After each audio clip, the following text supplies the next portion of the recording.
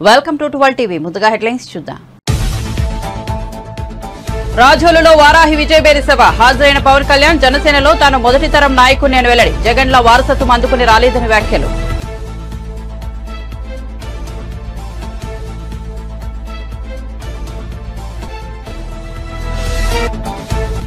హైదరాబాద్ లో Congress social media కార్యకర్తలతో సమావేశంలో పాల్గొన్న రేవంత్ రెడ్డి హరీష్ రావు సవాల్ను ఖచ్చితంగా స్వీకరిస్తున్నారని, కష్టపడి తెచ్చిన ప్రభుత్వాన్ని కూల్చేయాలని చూస్తున్నారని వెల్లడి.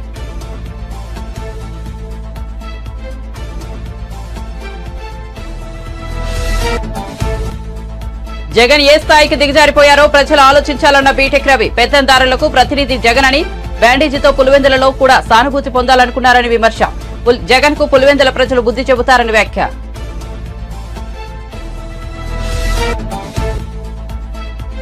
అధికారం పోగానే కేసీఆర్ కు పిచ్చి పట్టిందన్న మంత్రి కోమటిరెడ్డి వెంకటరెడ్డి. పార్టీ మూతపడే స్థితిలో ఉండటంతో వారికి ఎక్కడికి వెళ్లాలో అర్థం కావడం లేదని విమర్శ. హరీష్ కు రాజీనామా పత్రం ఎన్ని లైన్లు రాయాలో కూడా తెలియదన్న మంత్రి. వార్త వివరాల్లోకి వెళ్తే హరీష్ రావు సవాల్ కు ఖచ్చితంగా స్వీకరిస్తున్నానని ముఖ్యమంత్రి రేవంత్ రెడ్డి పేర్కొన్నారు. హైదరాబాద్ లో కాంగ్రెస్ సోషల్ మీడియా కార్యకర్తలతో జరిగిన సమావేశంలో సీఎం మాట్లాడారు. స్పీకర్ ఫార్మాట్ లో లేకుంటే రాజీనామా చెల్లదని తెలిపారు. కష్టపడి తెచ్చిన ప్రభుత్వాన్ని కూల్చేయాలని చూస్తున్నారన్నారు. రేవంత్ లేకపోతే చాలు, ఎవరైనా పర్లేదు అనే పరిస్థితికి బీఆర్ఎస్ నేతలు వచ్చారు. రాష్ట్రంలో జరిగిన అసెంబ్లీ సెమీఫైనల్స్ మాత్రమే, ఇప్పుడు ఫైనల్స్ అందుతున్నాం. సెమీస్ లో బంగ్లాదేశ్ జట్టు లాంటి కేసీఆర్ ను ఓడించాం. ఇప్పుడు పాకిస్తాన్ జట్టు లాంటి మోదీతో కొట్లాడాలని రేవంత్ రెడ్డి పేర్కొన్నారు. ఫైనల్స్ ఇప్పుడు ఆడుతున్నాం, మోడీతో ఆడుతున్నది మనం ఫైనల్స్. సెమీఫైనల్స్ లో కేసీఆర్ ఓడించినాం, అంటే బంగ్లాదేశ్ ఓడించినాం సెమీఫైనల్స్ లో. ఇప్పుడు ఫైనల్స్ లో పాకిస్తాన్ తో కొట్లాడాలి మనం. తెలంగాణ రాష్ట్రంలో నరేంద్ర మోడీ, అమిత్ షా, జేపీ నడ్డా, చాలా మంది వాళ్ళ నాయకులు తెలంగాణ మీద ముప్పేట దాడి చేసి మనల్ని ఓడించాలని, ఎట్లయినా సీట్లు సాధించాలని, సొంత మనుషులనే కాకుండా కిరాయి మనుషులను కూడా పెట్టుకొని తప్పుడు వార్తలను ప్రసారం చేస్తూ ప్రజాస్వామ్యం మీద, మన పెద్దలు, మన పూర్వీకులు, మన ప్రభుత్వం ఇచ్చిన రిజర్వేషన్ల మీద దాడి చేస్తున్నారు. దానికి మతము, ప్రభుత్వ ఏజెన్సీలను వాళ్ళు ఉపయోగించుకుంటున్నారు. దేవుడు గుడిలో ఉండాలి, భక్తి గుండెల్లో ఉండాలి. ఇది ఏ హిందూ అయినా గౌరవించే విధానము, పాటించే జీవన విధానం.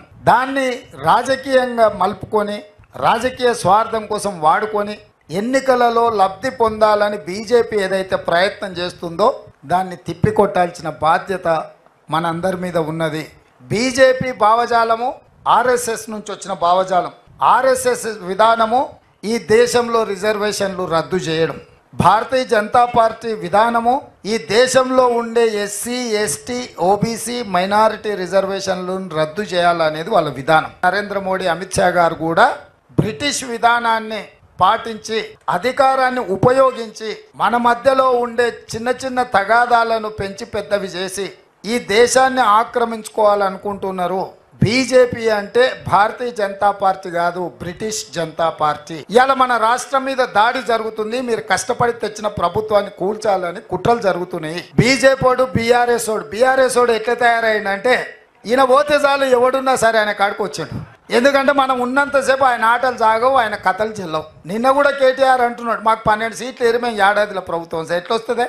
ఎవడు ఈడంతా అల్లాటప్పగా కూర్చొని మనం ఈడ, లేకపోతే అయ్య పేరు చెప్పుకోను అమెరికా నుంచి వచ్చినో అని ఏమన్నా వచ్చే కుర్చీలో కూర్చున్నామా? అందుకే అప్రమత్తంగా ఉండాలి, ఈ కుట్రల్ని తిప్పికొట్టాలి. రేపు జరగబోయే పార్లమెంటు ఎన్నికల్లో ఒకటే లెక్క, 14 పక్క.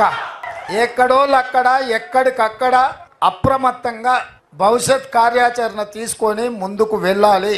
ఈ ఎన్నికలు అత్యంత కీలకము. ఈ ఎన్నికల 14 సీట్లు నెగ్గడంతో రాహుల్ గాంధీ ప్రధానమంత్రి కావడమో, కాంగ్రెస్ అధికారంలోకి రావడమో కాదు. కానీ ఎన్నికల గెలుపు ఎందుకు కీలకం అంటే, ఈసారి బీజేపీ వాళ్ళు అడుగుతున్న 400 సీట్లు వస్తే రాజ్యాంగంలో సమూలమైన మార్పులు తీసుకొచ్చి రిజర్వేషన్లు రద్దు చేయాలని కుట్ర జరుగుతుంది. ఇప్పుడు రాజ్యాంగ సవరణ రిజర్వేషన్లు తీసేయాలి అని అంటే 2/3 మెజారిటీ కావాలి. 2/3 మెజారిటీ అంటే దగ్గర 400 అనుకోండిగా. అందుకే ఇవాళ 400 సీట్లు అడుగుతుంది. 10 సంవత్సరాలు కేసీఆర్, 10 సంవత్సరాలు నరేంద్ర మోడీ, ఒక ఆయన ముఖ్యమంత్రి, ఇంకొక ఆయన ప్రధానమంత్రిగా కొనసాగిండ్రు. వాళ్ళు మూడోసారి పదవులలో కూర్చుంటారంట. కానీ 100 రోజుల్లో 6 గ్యారెంటీలలో 5 గ్యారెంటీలు అమలు చేసినా మనం దిగిపోవాలంట. 100 రోజుల్లో పనిచేసిన ప్రభుత్వమే పడిపోవాలంట. 10 ఏళ్ళు పనులకి ఇచ్చిన వీళ్ళేమో మూడోసారి మళ్ళీ కుర్చీలో కూర్చోవాలనంట. మొన్న అన్నాడు నేను 15 ఆగస్టు లోపల 2 లక్షల రూపాయల రైతు రుణమాఫీ చేస్తాను. నేనంటే రేవంత్ రెడ్డి నువ్వు 15 ఆగస్టు లోపల చేయకపోతే నువ్వు రాజీనామా చేయాలా, నువ్వు చేస్తే నేను ఎమ్మెల్యే పదవికి రాజీనామా చేసి మళ్ళీ సిద్దిపేటలో పోటీ చేయను అన్నాడు. నేను ఆ సవాల్ను స్వీకరించి మంచిది హరీష్ రావు గారు నీ సిట్టి జేబులో పెట్టుకో రాజీనామాది, 15 ఆగస్టు తర్వాత సిద్దిపేటకు నీ శని వదులుతుంది, చింతమాడికలో పోయి సిద్ధశెట్టి కింద వండుకో అని చెప్పిన. ఇవాళ ఏమంటుండే అమరవీరుల స్తూపం దగ్గరకు పోయి దాన్ని కూడా ఆయనకి ఎప్పుడు మోసం చేయాలనిపిస్తే ఆ మోసానికి ముసుగు అమరవీరుల స్తూపం, దాని వెనకాల దాచుకొని అబద్ధాలు చెప్తాడు. ఇన్ని రోజులు ఎప్పుడైనా అమరవీరుల స్తూపం కాడిపోయిందా? కోనసీమ జిల్లా రాజుల నియోజకవర్గం మల్కీపురంలో ఏర్పాటు చేసిన వారాహి విజయబేల సభకు జనసేనాని పవన్ కళ్యాణ్ హాజరయ్యారు. జనసేన పార్టీలో తాను మొదటి తరం రాజకీయ నాయకుడిని అని వెల్లడించారు. జగన్ లాగా తాతలు తండ్రుల నుంచి 150 సంవత్సరాల నుండి ఉన్న కాంగ్రెస్ నుంచి వచ్చిన వాడిని కాదన్నారు. ఓ చిన్నపాటి ఉద్యోగి కొడుకునని ప్రజల అభిమానంతో నటుడిగా ఎదిగానని వెల్లడించారు. 2009లో రాజకీయాల్లోకి వచ్చినా దాన్ని నిలబెట్టుకోలేకపోయామన్న బాధ ఒకవైపు, రాజకీయాల్లో కొనసాగడం అంత సులభం కాదంటూ వినిపించిన మాటలతో పంతం పట్టి రాజకీయాల్లో కొనసాగానని వివరించారు. ఎవరి ఆసరా లేకపోయినా దశాబ్ద కాలంగా పార్టీని నడిపానంటే ప్రజలు ఇచ్చిన బలమే అందుకు కారణమని పవన్ కళ్యాణ్ స్పష్టం చేశారు. అంతేగాని ఎర్రచందనం నరికేవాళ్ళు, ఎర్రచందనం చెట్లని నరికే వాళ్ళ దగ్గర, కులాల మధ్య చిచ్చులు పెట్టే వాళ్ళ దగ్గర, మెగాస్టార్ చిరంజీవి గారిని తీసుకొచ్చి టేబుల్ పైన కూర్చోబెట్టే వాళ్ళకి మేము లొంగం. వైఎస్ జగన్ ఒకటే గుర్తుపెట్టుకోవాలి, జగన్ ఇది 2009 కాదు 2024 గుర్తుపెట్టుకో. తెగించొచ్చాం రాజకీయాల్లోకి. నిన్న రైల్వే కోడల్లో కూడా చెప్పా, నా కోసం 40 మంది ఎర్రచందనం స్మగ్లర్లు దింపారంట పిఠాపురానికి, గోదావరి జిల్లాలకి. నేను ఒకటే చెప్పా, అరే నేను భారతీయుణ్ణి, ఎక్కడ అక్రమం జరిగినా అన్యాయం జరిగినా ధైర్యంగా ఎదుర్కోగలను. ఒకటే చెప్తా ఉన్నా, నేను పవన్ కళ్యాణ్ని, నేను ధైర్యవంతుని, నాకు అసలు భయాలు ఉండవు. ఒకటే జీవితం, ఒకే ఒక జీవితం. కూర్చోబెట్టి జగన్ లాంటి గూండాలకి, పెద్దిరెడ్డి మిథున్ రెడ్డి లాంటి దోపిడీదారులకి భయపడం. ఎక్కడో కూర్చోబెట్టి మిథున్ రెడ్డి వ్యక్తి చెప్తా ఉన్నాడు, ఒకసారి ఢిల్లీలో కనిపించి ఏదో పెళ్లిలో మాట్లాడుతూ ఉంటే, ఎవరో పెళ్లికి వెళ్తే, కేంద్ర మంత్రి పెళ్లికి వెళ్తే ఆయన ఒకటే చెప్తా ఉన్నాడు, మేము మా పీలూరు నియోజకవర్గాలకు కానీ మా వాళ్ళ చిత్తూరు జిల్లాలకు వచ్చి మా నియోజకవర్గాలకు వచ్చి మా అక్కడ ఏళ్లు పెడితే మేము ఊరుకోం, అలాగని మేము ఎవరి జోలికి రామని చెప్తా ఉన్నాడు. అంటే ఎవరు మాట్లాడకూడదు వాళ్ళకి, కానీ వాళ్ళు వచ్చి ప్రతి జిల్లాలో ఏళ్లు పెట్టచ్చు. మిథున్ రెడ్డి వచ్చి తూర్పుగోదావరి జిల్లాలో ఏళ్లు పెట్టచ్చు. మిథున్ రెడ్డి వచ్చి ఆంధ్రప్రదేశ్ లో పెత్తందారులకు వస్తున్న ప్రతినిధి సీఎం జగనేనని టీడీపీ నేత ఆ పార్టీ పులివెందుల అభ్యర్థి బీటెక్ రవి విమర్శించారు. ఎక్కడికి వెళ్లినా పేదలకు పెత్తందారులకు మధ్య పోరాటం జరుగుతోందని ఆయన ఊదరగొడుతున్నారు. కడపలో నిర్వహించిన మీడియా సమావేశంలో ఆయన మాట్లాడారు. ఎన్నికల అఫిడవిట్లో సుమారు 750 కోట్ల ఆస్తులు ఉన్నట్లు జగన్ పేర్కొన్నారని, ఆయనపై పోటీ చేస్తున్న తన ఆస్తి దాదాపు 80 లక్షలు మాత్రమేనని బీటెక్ రవి చెప్పారు. దీన్ని బట్టి పేదవాడు ఎవరో పెత్తందారు ఎవరో పులివెందుల ప్రజలు ఆలోచించుకోవాలని సూచించారు. నిన్న జగన్మోహన్ రెడ్డి గారు కూడా పులివెందుల్లో నామినేషన్ వేశారు. ఒక్కసారి ఆయన అఫిడవిట్ చూస్తే ఆయన అఫీషియల్ గా చూపించింది వచ్చేసి దాదాపు 750 కోట్లు, అంటే వాళ్ళ కుటుంబం అంతా. ఆయన అంతకుముందు గతంలో గాని అనేక సందర్భాల్లో ఏం చెప్పాడంటే, ఆయన క్యాప్షన్ వచ్చేసి ఈ రాష్ట్రంలో జరిగే ఎన్నికల సమరంలో ఒక పేదవాడికి పెత్తందారుడికి యుద్ధం జరుగుతా ఉంది, మీరంతా కూడా పేదవాళ్ల సైడ్ ఉండాలి అనేటువంటి క్యాప్షన్ మొత్తం, అంటే ఎక్కడ చూసినా పోస్టర్స్ లో పేదవాడికి పెత్తందారుడుకు పోటీ అన్నట్టు, అంటే తెలుగుదేశం వాళ్ళు వచ్చేసి పెత్తందారులు అయినట్లు, ఆయన పేదవాడికి రిప్రజెంటేటివ్ అయినట్టు ఆయన మాట్లాడడం జరిగింది. అసలు రాష్ట్రంలో ఉండే పెత్తందారి వాళ్ళకే వచ్చేసి జగన్మోహన్ రెడ్డి ఒక రిప్రజెంటేటర్గా ఉంటూ ఆయన పేదవాడి సైడ్ ఉన్నట్లు మాట్లాడుతూ ఉన్నాడు. ఈరోజు ఆయన అఫీషియల్ అఫిడవిట్ 750 కోట్లు దాదాపు ఉంది. ఆయన మీద పోటీ చేస్తున్న నా అఫిడవిట్ అంతా కూడా 70-80 లక్షల్లోనే ఉంది. అంటే ఇప్పుడు ఆయన ప్రకారమే, ఆయన చెప్పినట్లుగానే, అంటే ఇక్కడ పేదవాడెవరు వచ్చేసి పెత్తందారుడు ఎవరు, ఒక్కసారి పులివెందుల ప్రజలు కానీ రాష్ట్ర ప్రజలు కూడా ఆలోచన చేయండి. ఆయన ఏం చెప్పాడు, పేదవాడి సైడ్ ఉండమన్నాడు. అంటే నిన్న ఆయన నామినేషన్ వేసిన సందర్భంగా చూపించిన ప్రకారం ఇక్కడ పేదవాడు వచ్చేసి బీటెక్ రవి, తర్వాత పెత్తందారుడు వచ్చేసి జగన్మోహన్ రెడ్డి కాదా. కాబట్టి పులివెందుల ప్రజలంతా ఏదైతే జగన్మోహన్ రెడ్డి చెప్పాడో ఆ ప్రకారమే చేయమని కూడా నేను పులివెందుల ప్రజలను రిక్వెస్ట్ చేస్తూ ఉన్నా. తర్వాత నిన్న జగన్మోహన్ రెడ్డి గారు పులివెందుల్లో మాట్లాడుతూ చాలా అసభ్యకరంగా, చాలా నీచంగా, లాస్ట్కు వాళ్ళ చెల్లెళ్ళు ఏ చీర ధరించారు, వాళ్ళ చెల్లెళ్ళు వచ్చేసి బట్టలు కట్టుకునే విధానంపై కూడా మాట్లాడడం అనేది ఆయన ఏ స్థాయికి దిగజారాడో ఒక్కసారి రాష్ట్ర ప్రజలు కూడా అర్థం చేసుకోండి. అసలు ఈ ప్రకారము పచ్చ చీర కట్టుకున్న వాళ్ళంతా కూడా ఆ రకంగా ఆయన మాట్లాడితే మీరు ఇంటికి వెళ్ళి భారతమ్మ గారి వార్డ్రోబ్ చెక్ చేయండి. ఆమెకు అసలు పచ్చ చీరలు కానీ పచ్చ డ్రెస్సులు ఉన్నాయా లేదా అని ఒకసారి జగన్మోహన్ రెడ్డిని చెక్ చేసుకో. ఒకవేళ మీరు నిజంగా వార్డ్రోబ్ చెక్ చేసుకొని పచ్చ చీరలు ఉంటే అవన్నీ కూడా ఇంటి బయటికి గెంటేస్తారా? మరి మీరు వివేకానంద రెడ్డి రెండో పెళ్లి జరగలేదా అని పులివెందుల నుంచి మాట్లాడడం అసలు ఎంత సిగ్గుచేటుగా ఉందంటే ఇది. ఆయన 2017లో వివేకానంద రెడ్డి గారు ఎమ్మెల్సీగా పోటీ చేశారు. ఆ పోటీ చేసే టయానికే ఈ రెండో పెళ్లి విషయము ఇది అంతా కూడా జగన్మోహన్ రెడ్డికి తెలుసు. అన్నీ తెలిసి కూడా మీరు అప్పుడు ఎమ్మెల్సీ టికెట్ ఇచ్చారు కదా, అప్పుడు కనపరాలేదా? అంటే ఇప్పుడు మర్డర్ జరిగి ఆ కేసులో ఆ కేసు మీ మీదకి వస్తానే అప్పుడు వివేకానంద రెడ్డి గారి క్యారెక్టర్ను అసాసినేట్ చేసేదానికి అంటే 2017లో ఉన్నప్పుడే తెలిసి ఈ స్టోరీ అంతా. కానీ ఈరోజు మీరు మాట్లాడుతున్నారు ఇది. ఇంకోటి ఏంటంటే పులివెందులకు వచ్చినప్పుడు కూడా 2 రోజుల ముందు ప్లాస్టర్ లేదు, 2 రోజులకు వచ్చిన తర్వాత మళ్ళీ ప్లాస్టర్ పెట్టుకొని వచ్చాడు. అంటే అసలు పులివెందుల ప్రజల పట్ల ఆయనకి అంత అమాయకులు అనుకున్నాడా, లేక అంత వెర్రోళ్ళు అనుకున్నారా, లేక పులివెందుల్లో కూడా ప్లాస్టర్ వేసుకొని ఆ సానుభూతి సంపాదించుకొని పులివెందులో కూడా సానుభూతి ఓట్ల కోసం ఆయన ప్రయత్నం చేస్తూ ఉన్నాడంటే ఇంతకన్నా దారుణమైన విషయం. తర్వాత ఇంకోటి లేదు. నిన్న మీటింగ్ కూడా మేము నామినేషన్ వేసే కార్యక్రమానికి మీటింగ్ వచ్చినప్పుడు స్వచ్ఛందంగా సోషల్ మీడియాలో పిలిపిస్తే వేలాది మందిగా తరలివచ్చారు. నిన్న జగన్మోహన్ రెడ్డి నామినేషన్కు పులివెందుల్లోనే డబ్బులు తర్వాత మద్యం సరఫరా చేసుకొని మనుషులను పిలిపించుకునే స్థాయికి వచ్చేసి ఈరోజు జగన్మోహన్ రెడ్డి దిగజారినారు. వైఎస్ఆర్ పార్టీ స్పష్టంగా మాకు కనపడతా ఉంది. కాబట్టి పులివెందుల ప్రజలు ఈసారి జగన్మోహన్ రెడ్డి అహంకారానికి పులివెందుల హామీలు అమలు చేయకుండా ప్రజలను కాంగ్రెస్ ప్రభుత్వం మోసగించిందని మాజీ మంత్రి బీఆర్ఎస్ నేత హరీష్ రావు విమర్శించారు. తన రాజీనామా పత్రాన్ని గన్ పార్క్లోని అమరవీరుల స్తూపం వద్ద మేధావులకు ఇచ్చి మాట్లాడారు. బాండ్ పేపరు సోనియా గాంధీ పేరిట లేఖ ఇచ్చి సీఎం మాట తప్పారన్నారు. బాండ్లకు కాలం చెల్లిందని ఇప్పుడు దేవుడిపై ప్రమాణాలు చేస్తున్నారని తెలిపారు. నిజమైతే గన్ పార్క్ దగ్గరికి రండి. ఈ గన్ పార్క్ దగ్గర అమరుల సాక్షిగా ప్రమాణం చేద్దాం. మేధావుల చేతుల్లో లేదా ఇక్కడున్న జర్నలిస్టుల చేతుల్లో మీ రాజీనామా నా రాజీనామా కూడా పెడదాం. ఆగస్టు 15లోగా ఏకకాలంలో 2 లక్షల రుణమాఫీ 100 రోజుల్లో అమలు చేస్తామన్నాయి. బాండ్ పేపర్ల మీద రాసిచ్చిన 6 గ్యారంటీలు అమలు చేస్తే నా రాజీనామా పత్రాన్ని నేరుగా స్పీకర్ గారికి ఇవ్వండి. నేను మళ్ళీ ఉప ఎన్నికల్లో పోటీ కూడా చెయ్యను అని ఇప్పటికే స్పష్టంగా చెప్పాను. ఒకవేళ 6 గ్యారంటీలు 2 లక్షల రుణమాఫీ చేయకపోతే మీ రాజీనామాను గవర్నర్ గారికి ఇవ్వడానికి మీరు సిద్ధంగా ఉన్నారా అని నేను అడుగుతా ఉన్నా. మీరు దేవుడి మీద ప్రమాణం చేసి ఒట్లు పెట్టుకొని బాండ్ పేపర్ల మీద రాసిచ్చిన హామీలు నిజమే అయితే రాజీనామా చేయడానికి ఎందుకు వెనుకడుగు వేస్తున్నారు? మీరు రాజీనామాకు ముందుకు రావడం లేదంటే ఈ రాష్ట్ర ప్రజల్ని మరొక్కసారి మీరు మోసం చేస్తున్నట్టే లెక్క.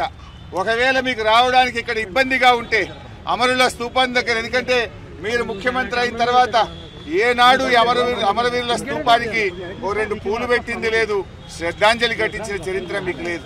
ఇది నిజంగా మా దురదృష్టం. అయినా కూడా ఈ ఒకవేళ మీకు రావడానికి ఇబ్బంది ఉంటే మీ పిఏ ద్వారా పంపండి లేదా మీ స్టాఫ్ ద్వారా పంపండి, మాకు అభ్యంతరం లేదు. కానీ మా ఆశల్లా మా ప్రయత్నం వల్ల ఈ రాష్ట్రంలో ప్రధాన ప్రతిపక్షంగా ప్రజలకు ఇచ్చిన హామీలు అమలు చేయించడమే మా కర్తవ్యం.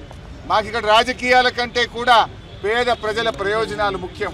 అవ్వా తాతలకు 4,000 రూపాయల పెన్షన్ రావాలి, రైతులకు 15,000 రైతు బంధు రావాలి, రైతులకు 2 లక్షల రుణమాఫీ జరగాలి, వడ్లకు మక్కలకు 500 బోనస్ రావాలి, రాష్ట్రంలోని మహిళలకు 2,500 రూపాయలు రావాలి. ఇవేమి మేము కొత్తగా అడుగుతున్నాయి కావు, ఇవేమి మా గొంతమ్మ కోరికలు కావు. ఎన్నికల ముందు మీరు కాళ్ళల్లో చేతులల్లో మొక్కి మీరు బాండ్ పేపర్ల మీద రాసిచ్చిన మాటలు. స్వయంగా సోనియా గాంధీ గారు రాష్ట్ర ప్రజలకు లేఖ రాశారు. ఈ 6 గ్యారంటీలను 100 రోజుల్లో అమలు చేయించే బాధ్యత మాది అని స్వయంగా సోనియా గాంధీ గారే రాష్ట్ర ప్రజలకు లేఖ రాశారు. అందువల్ల ఈ రాష్ట్ర ప్రజలకు మీరు ఇచ్చిన హామీలు అమలు చేయమని అడుగుతున్నాం. ముందు బేషరతుగా మీరు క్షమాపణ చెప్పాలి. ఎందుకంటే డిసెంబర్ 9న తొలి సంతకం 6 గ్యారంటీల మీద పెడతామని, రుణమాఫీ మీద పెడతామని మాట తప్పినందుకు ముందు క్షమాపణ చెప్పండి. ఇకనైనా ఆగస్టు 15 అమలు చేస్తే మాకు సంతోషం.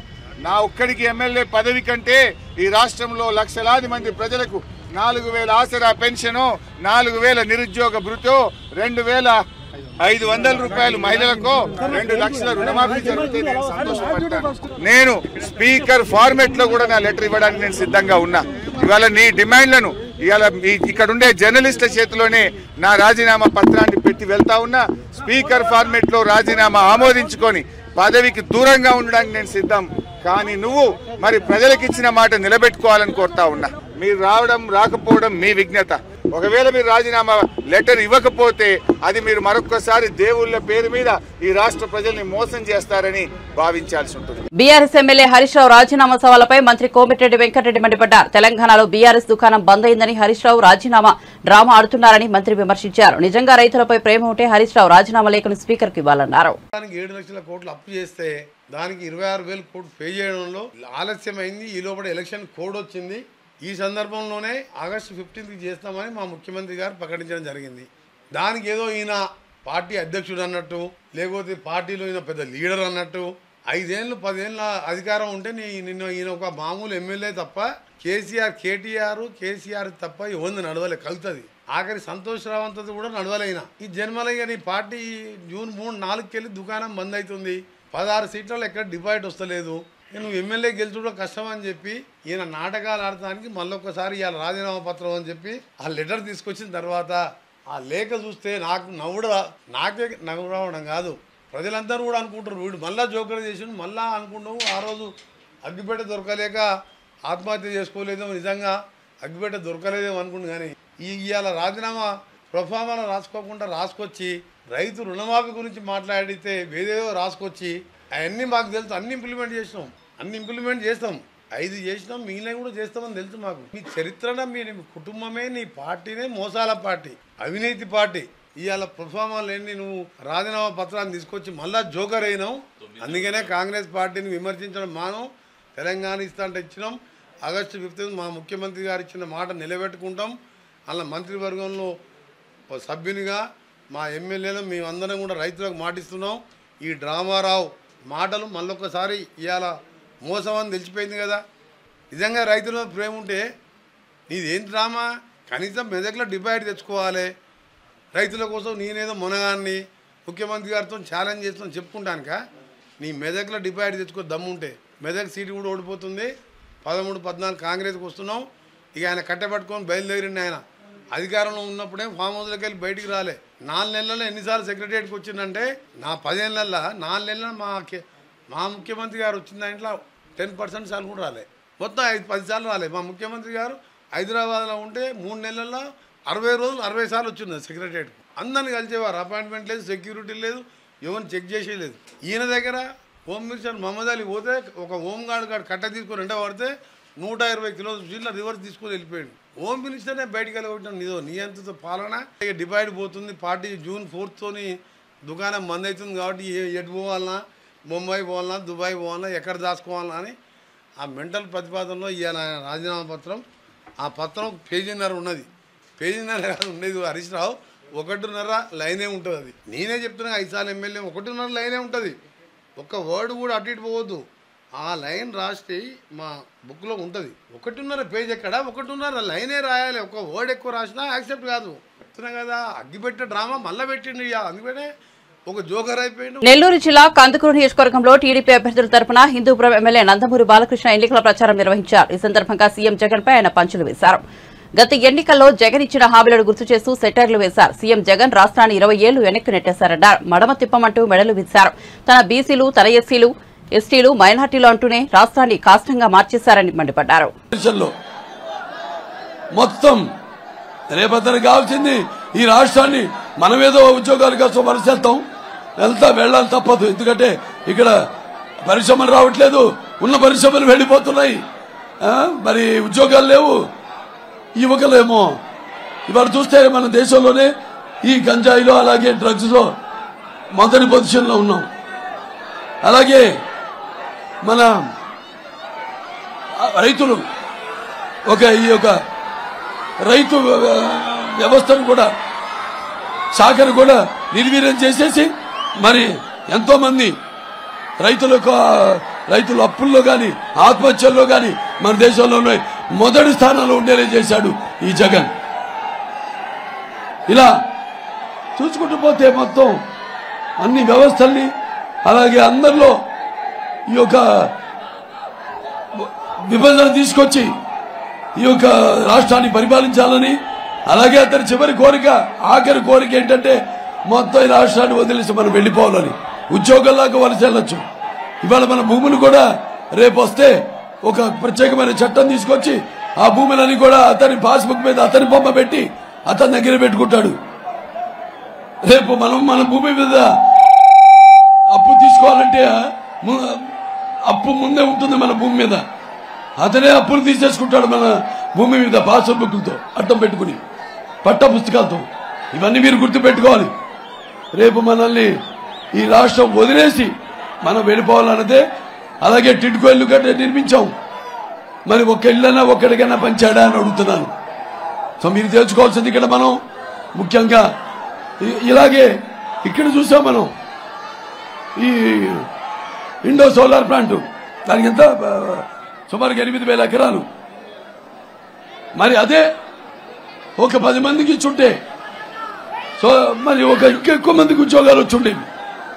చౌక ధరకి అతి తక్కువ ధరకి విక్రయించి రైతుల దగ్గర నుంచి భూమిని ఒక్క ధరకి ఇచ్చేసి మరి దాంట్లో కాంట్రాక్టర్ ఏమో వీళ్ళ మన కాదు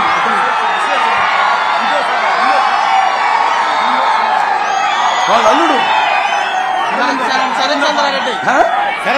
శరత్ చంద్రారెడ్డి సార్, అది ఎవరో దానికేమో మరి దాంట్లో కాంట్రాక్టర్ ఏమో విజయసాయి రెడ్డి గారి అల్లుడు A2 ముద్దాయి. మరి ఇక్కడేమో ఈరోజు ఇక్కడ స్థానికంగా ఇంతకుముందు ఎమ్మెల్యేని తీసేసి మరి ఇంకో ఎమ్మెల్యేని తీసుకొచ్చారు పక్కన నియోజకవర్గం కనిగిరి నుంచి యాదవ్. మరి వాళ్ళ అక్కడ నియోజకవర్గంకి వెళ్ళి అడిగితే చెప్తారు ఆయన గురించి. మరి ఎక్కడ ఆయన చేసిన అరాచకాల గురించి, ఎక్కడ మట్టి తవ్వినా లేకపోతే ఎక్కడ ఇసుక తవ్వినా ఆయన పేరు చెప్తారు. అలాగే మరి ఆయన ఈ యొక్క ఇసుక తెరమికి నేతి బీరకాయలో నెయ్యి ఎంతుందో షర్మిల వ్యాఖ్యలో నిజం కూడా అంతే ఉందని ఏఏఓ పొన్నవోలు సుధాకర్ అన్నారు. ఇటీవల ఓ సభలో వైఎస్సార్ పేరును సీబీఐ ఛార్జ్షీట్లో చేర్చింది కాంగ్రెస్ పార్టీ కాదని స్వయంగా తన అన్న వైఎస్ జగనే అని వైఎస్ షర్మిల వెల్లడించారు. తన లాయర్ పొన్నవోలు సుధాకర్ రెడ్డి ద్వారా వైఎస్సార్ పేరును ఛార్జ్షీట్లో జగన్ చేర్పించారని ఆమె ఆరోపించారు. ఆ వ్యాఖ్యలకు పొన్నవోలు సుధాకర్ ప్రెస్ మీట్ పెట్టి కౌంటర్ ఇచ్చారు. ఈ సందర్భంగా ఆయన మాట్లాడుతూ ఒక అడ్వకేట్ గా తన మనసు చెల్లించి అన్యాయం నరకట్టేందుకు మీడియా ముందుకు వచ్చానని తెలిపారు. across the state and the country that what she ఆమె నిన్న చెప్పినటువంటి పచ్చి అబద్ధాలకి నేను జవాబు చెప్తున్నాను in my individual capacity, nothing to do with my official capacity and post. Because నా మీద చేసినటువంటి ఆరోపణలు నేను ప్రైవేట్ అడ్వకేట్గా నేను ఆ రోజు చేసినటువంటి కేసుల మీద ఆరోపణ చేసింది కాబట్టి నాకు హక్కు ఉంది, రైట్ ఉంది. నన్ను నేను రక్షించుకునేదానికైతే నా ఇంటిగ్రిటీ, నా ప్రొఫెషనల్ ఎబిలిటీ వీటిలన్నిటికీ I took it as pride. నా వ్యక్తిగత స్వాభిమానాన్ని గురించి నేను ప్రాణం ఇచ్చేవాడిని. కాబట్టి నన్ను వ్యక్తిగతంగా మలినం చేసింది కాబట్టి, హననం చేసింది కాబట్టి, పచ్చి అబద్ధాలు చెప్పింది కాబట్టి ఖచ్చితంగా I take it as a time to dispel what ఆమె నిన్న చెప్పినటువంటి దానికి నేను ఖచ్చితంగా జవాబు చెప్పాల్సిన పరిస్థితి వచ్చింది. అది ఉపోద్ఘాతం. ముఖ్యంగా మీరు వినుంటారు నిన్న అలిగేషన్స్ ఖచ్చితంగా ఒకసారి వినాల్సి వస్తుంది. మీరు ఈ అలిగేషన్స్ మీరు విన్న తర్వాత I will start my this thing.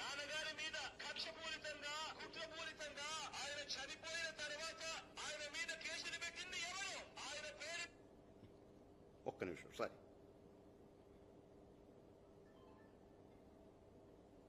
చివరకు సిబిఐ ఛార్జ్ షీట్ లో కూడా పెట్టింది ఎవరు? ఇదే జగన్మోహన్ రెడ్డి గారు చెప్తున్నారే Congress party CBI charge sheet లో రాజశేఖర రెడ్డి గారిని చేర్చింది అని. ఇంతమంది ముందు చెప్తున్నా రాజశేఖర రెడ్డి గారి పేరును సిబిఐయో కాంగ్రెస్ తో చేర్చలేదు. రాజశేఖర రెడ్డి గారి పేరుని చేర్చింది నిజానికి జగన్మోహన్ రెడ్డి గారి లాయర్. జగన్మోహన్ రెడ్డి గారి లాయరే రాజశేఖర రెడ్డి గారి పేరు నిజానికి సిబిఐలో లేకపోతే జగన్మోహన్ రెడ్డి గారు ఈ కేసులో నుంచి బయటపడటం చాలా కష్టము అని తెలిసి రాజశేఖర రాజశేఖర రెడ్డి గారిని చేర్చమని హైకోర్టులో సుప్రీంకోర్టులో పిటిషన్ వేసి మరీ చేర్పించారు. దానికి ప్రతిఫలంగా ఈ రోజు అదే సుధాకర్ రెడ్డికి జగన్మోహన్ రెడ్డి గారు అడిషనల్ అడ్వకేట్ జనరల్ పదవి కూడా ఇచ్చాడు. ఇది వాస్తవం కాదా? అమ్మా Sharmila,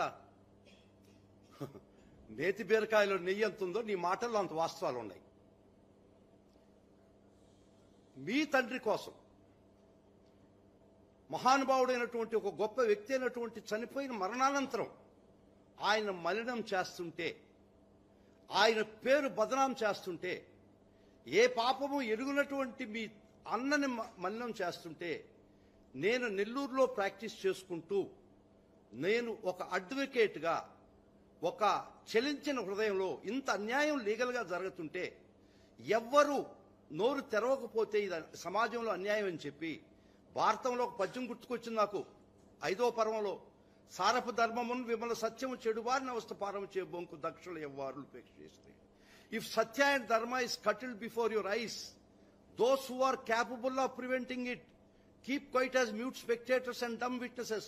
It is those that are going to perish, but not Satya and Dharma. నా కళ్ళ ముందర ఇంత అన్యాయంగా లీగల్ ఇంజస్టిస్ జరుగుతుంటే నాకు జగన్మోహన్ రెడ్డి గారు చూడలేదు, వారు ఎవరో కూడా తెలియదు.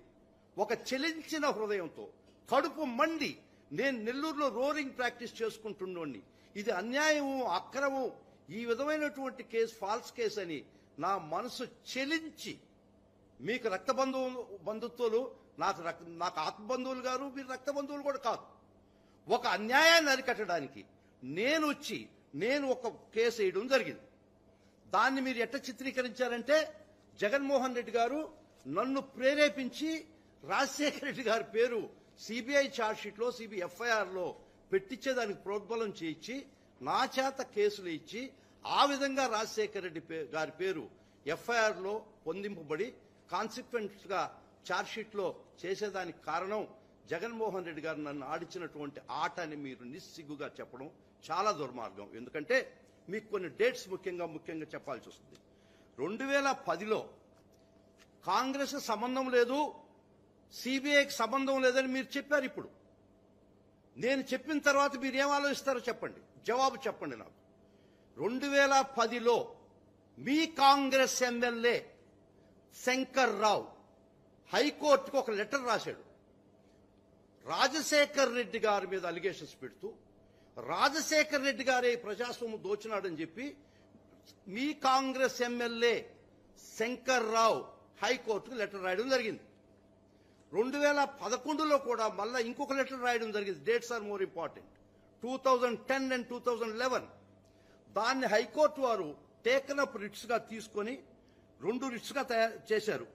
794 of 2011 and 1 more writ.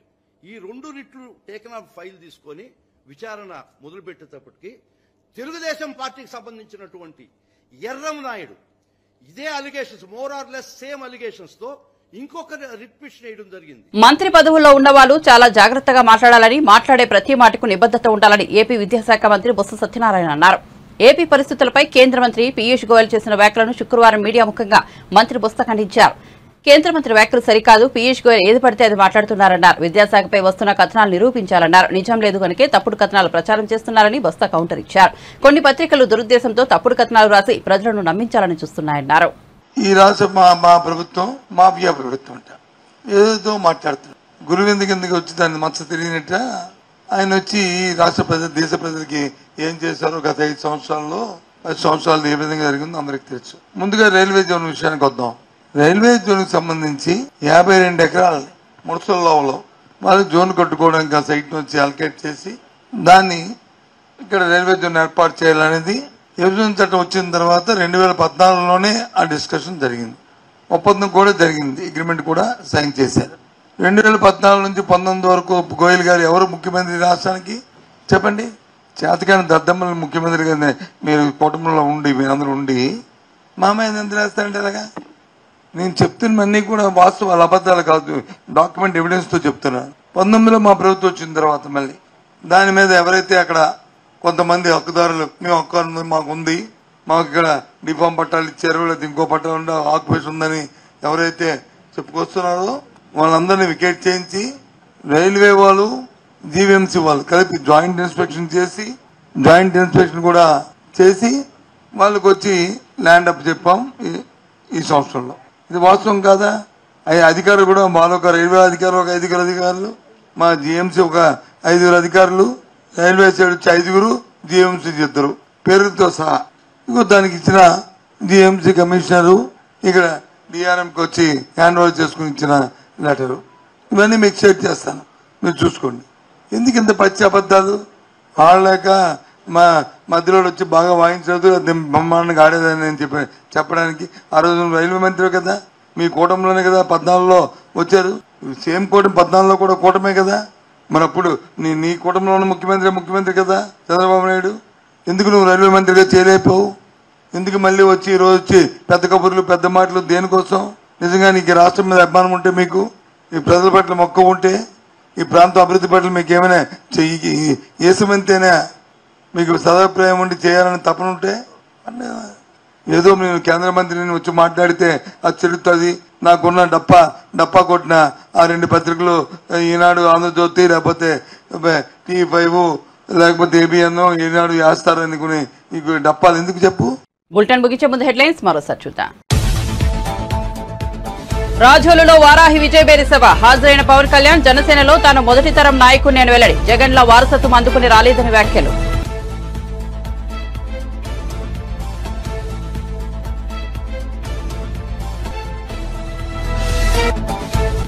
Hyderabad లో కాంగ్రెస్ సోషల్ మీడియా కార్యకర్తలతో సమావేశంలో పాల్గొన్న రేవంత్ రెడ్డి హరీష్ రావు సవాల్ను ఖచ్చితంగా స్వీకరిస్తున్నారని, కష్టపడి తెచ్చిన ప్రభుత్వాన్ని కూల్చేయాలని చూస్తున్నారని వెల్లడి.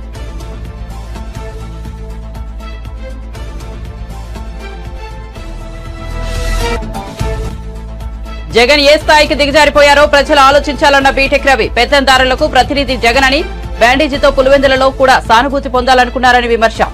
జగన్ కు పులివెందుల ప్రజలు బుద్ధి చెబుతారని వ్యాఖ్య.